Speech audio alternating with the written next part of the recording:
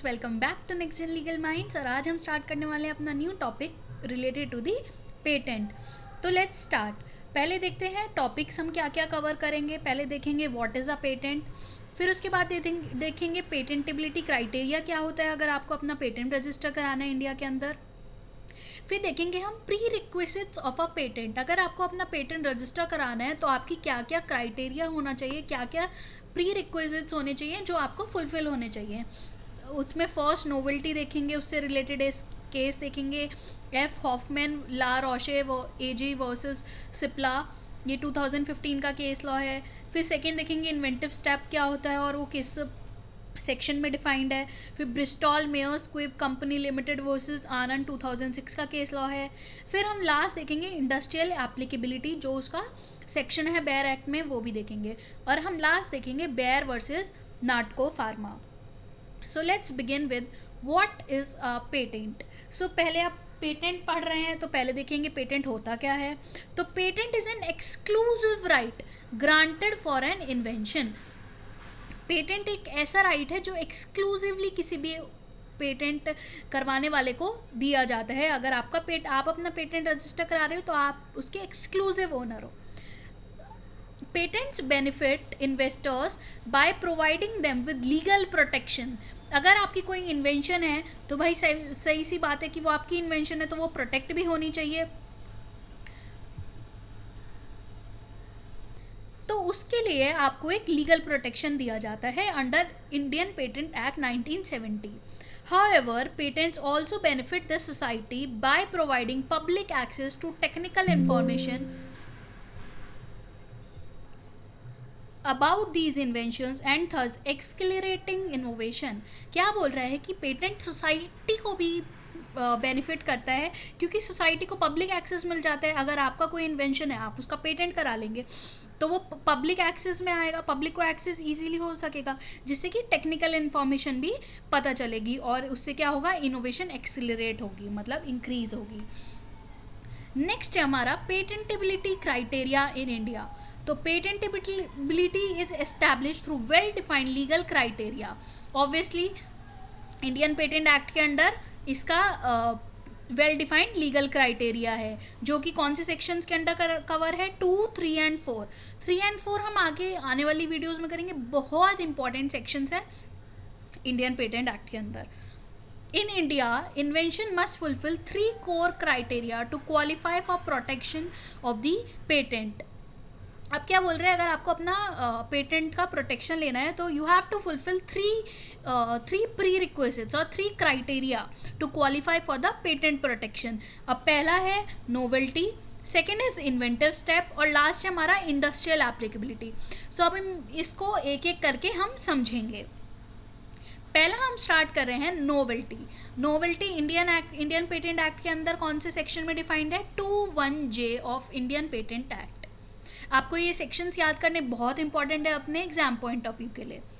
अब देखते हैं, an invention will be novel if it is not included within the prior art. Prior art का मतलब आप समझते हैं, प्रायर आर्ट इज, आप अगर अपना पेटेंट प्रोटेक्ट कराने जा रहे हैं तो पहले से किसी और का सेम पेटेंट रजिस्टर नहीं होना चाहिए, बिकॉज जो पहले वाला है वो प्रायर आर्ट पे है, मतलब he is the prior owner of that particular patent. Prior art includes all publicly accessible information existing prior to the date.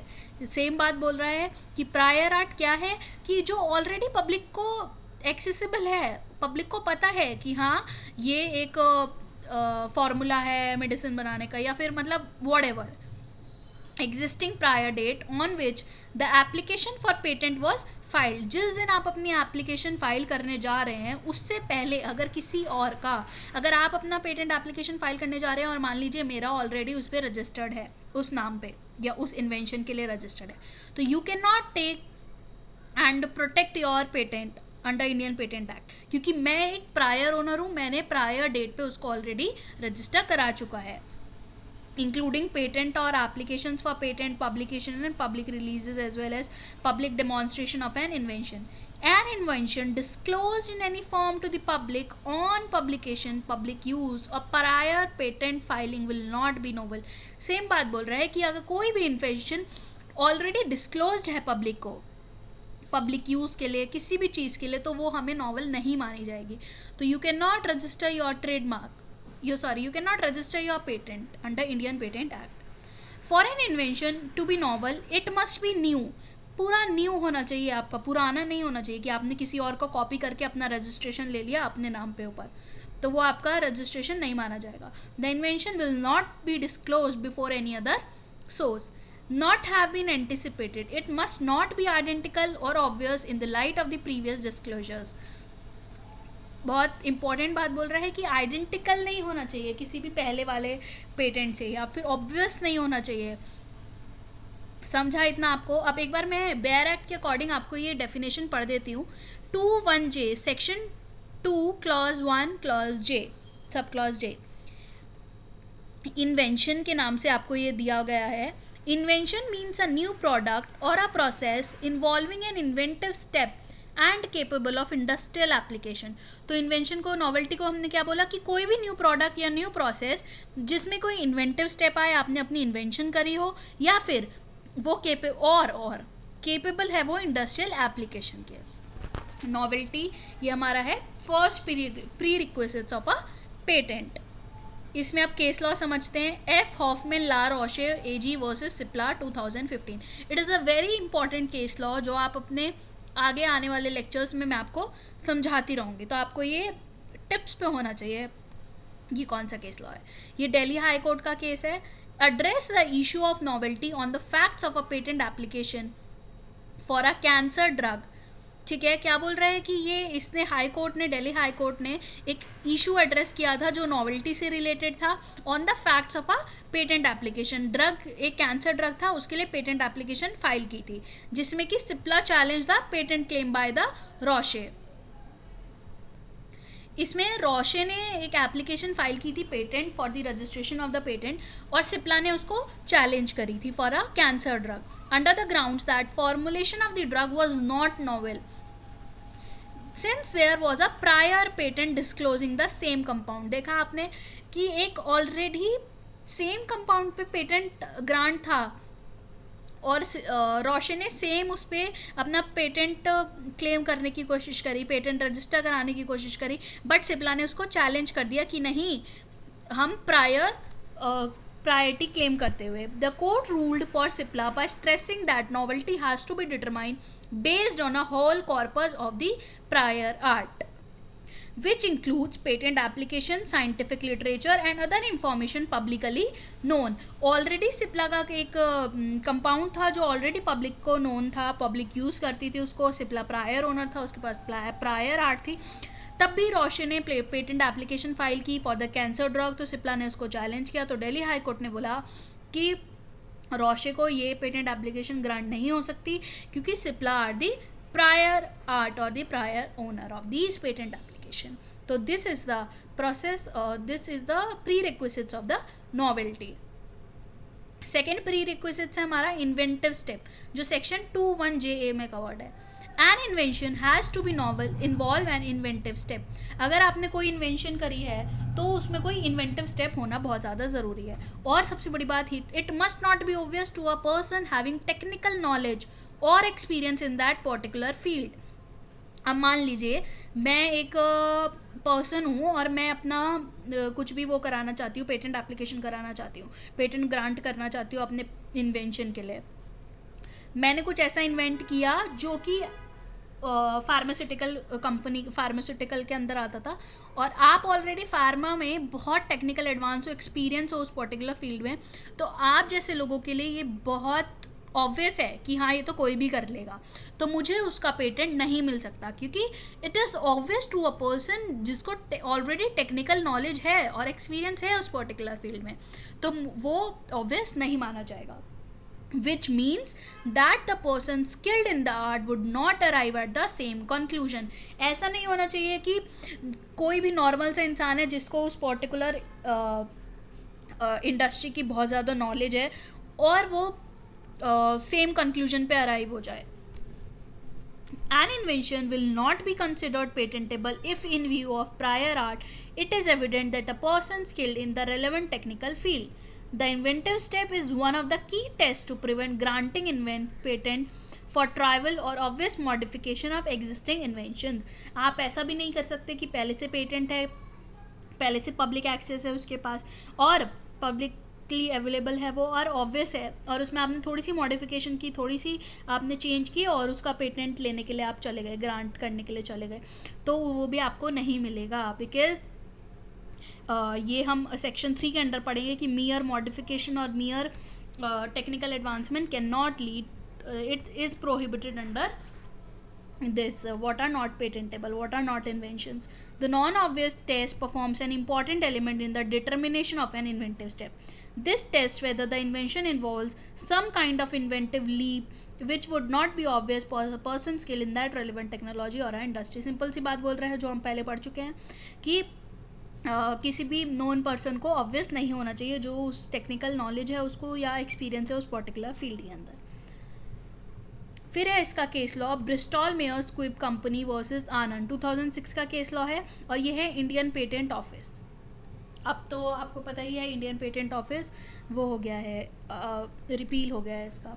Rejected an application for an anti cancer drug, उन्होंने एक application reject की थी IPO ने जो anti cancer drug की थी, stating that the subject matter was devoid of an inventive step, उसमें कोई भी क्योंकि इन्वेंटिव स्टेप नहीं था। This was based on the fact that the drug formulation was simply an obvious variation of a known compound, already एक known compound था इस anti cancer drug का और इसने वो ले लिया था, वो लेना चाह रहा था इसका पेटेंट एप्लीकेशन, तो इसमें कोर्ट इंडियन पेटेंट ऑफिस ने रिफ्यूज़ कर दिया था कि आपको नहीं मिल सकता because the cancer drug formulation was simply an obvious variation जो ऑलरेडी अवेलेबल था, thus fail to satisfy the inventive step. The patent was held to be refinement and not inventive enough to be granted protection, already एक existing patent था उसमें उसने refinement कर दी तो इसलिए उसको नहीं मिल पाया। लास्ट हमारा इंडस्ट्रियल एप्लीकेबिलिटी जो कि सेक्शन 21AC में है, और एक मिनट मैं ये आपको एक बार बेयर एक्ट से रीड करके बताती हूँ। 21JA inventive step means a feature of an invention that involves technical advance as compared to the existing knowledge or having economic significance or both, and that makes the invention not obvious to the person skilled in the art. तो same बात अब आपको समझ में आई कि inventive steps क्या बोलता है। अब आते हैं वापस industrial applicability. An invention must have industrial applicability to qualify for patentability. अब आपने इन्वेंशन हमने समझा, फिर हमने ये समझा इन्वेंटिव स्टेप्स। अब हम देख रहे हैं अगर आपने कोई भी इन्वेंशन किया तो उसको इंडस्ट्रियल एप्लीकेबिलिटी में क्वालिफाई करना बहुत ज़्यादा इंपॉर्टेंट है। This indicates that the invention should be capable of being made और used in the kind of any industry. अगर आपने कोई भी इन्वेंशन बनाई है तो वो बन सकती है या यूज़ हो सकती है इंडस्ट्री के अंदर, ये बहुत ज़्यादा इंपॉर्टेंट है। मतलब इंडस्ट्रियल एप्लीकेबिलिटी होनी चाहिए, such as manufacturing, agriculture, health care और एनी अदर कमर्शियल और industrial application. The invention must have practical utility, invention के अंदर प्रैक्टिकल यूटिलिटी होनी चाहिए, नॉट सिंपली भी थियोरेटिकल और एब्स्ट्रैक्ट कॉन्सेप्ट, थियोरेटिकल नहीं होनी चाहिए। अब ये बहुत इंपॉर्टेंट केस है बेयर वर्सेस नाटको फार्मा, इसको मैं आगे वाले लेक्चर्स में आपको बहुत अच्छे से समझाऊंगी, एक अलग से इस पर वीडियो बनाएंगे और जो कि आपके लिए बहुत ज़्यादा रेलेवेंट होगी आप एग्जाम पॉइंट ऑफ व्यू से। The Indian patent office has granted a patent for the synthesis of a particular active pharmaceutical ingredient API in a efficient manner. This process satisfied the industrial applicability requirement because it had practical utility in the production of the drug on industrial scale with the higher yield and lower cost. Same बात वही है कि practical applicability होनी चाहिए, sorry industrial applicability होनी चाहिए, industry में वो मतलब काम करना होना चाहिए, ऐसा कुछ आपको इन्वेंशन करना ही है। ठीक है, अब हमने इसमें अभी क्या क्या पढ़ा। पहले हमने पढ़ा कि व्हाट इज़ अ पेटेंट, तो एक पेटेंट एक्सक्लूसिव राइट है granted for an invention. Then the patent criteria क्या है इंडिया के अंदर, कौन से एक्ट के अंदर कवर है, इंडियन पेटेंट एक्ट 1970, 2, 3, 4 हम 2 हमने अभी किया, 3, 4 हम आगे करेंगे। 3 क्राइटेरिया होते हैं, पहला नोवेल्टी जो कि सेक्शन 21J में है, इसका हमने एक केस लॉ किया, फिर हमने किया इन्वेंटिव स्टेप 21J में है, फिर हमने किया लास्ट इंडस्ट्रियल एप्लीकेबिलिटी 21AC। इसको मैं आपको ये भी पढ़ के बता देती हूँ वेयर एक्ट में से। Capable of industrial application section 21AC in relation to an invention means that the invention is capable of being made और यूज इन एन इंडस्ट्री। जो ये सेम बात लिखी है वही आपके बेयर एक्ट में लिखी हुई है। कभी कभी बेयर एक्ट की डेफिनेशंस आपको बहुत ज़्यादा टफ लगती हैं, इसलिए मैं कोशिश करती हूँ कि आपको समझाते हुए थोड़ा चेंज करके ईजी लैंग्वेज में समझा सके। So okay students, thank you for watching. Don't forget to like, share and subscribe. Bye bye.